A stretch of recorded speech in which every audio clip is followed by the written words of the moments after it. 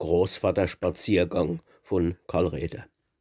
Geh ich als Pensionär spaziere, in Feld und Wingert, Heed und Wald, da hab ich Zeit, es tut net pressiere, und ich bleib stehe, wo mir's gefällt. Da hab ich net wie 100 andere 30 Kilometer Ziel. Spaziere gehe, das is kei Wandere, wer langsam läuft, der sieht auch viel.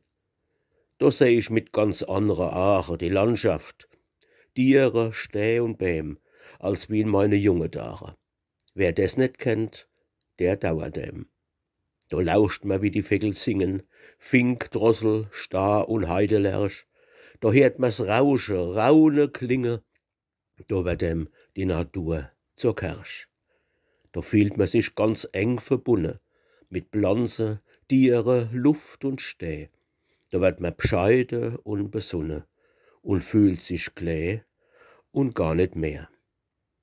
Und guckt man hoch vom Berg runter ins Heimatland von Gott behüt. Da meint man, man erlebt a Wunder voll Heimatglück in seinem Gemüt.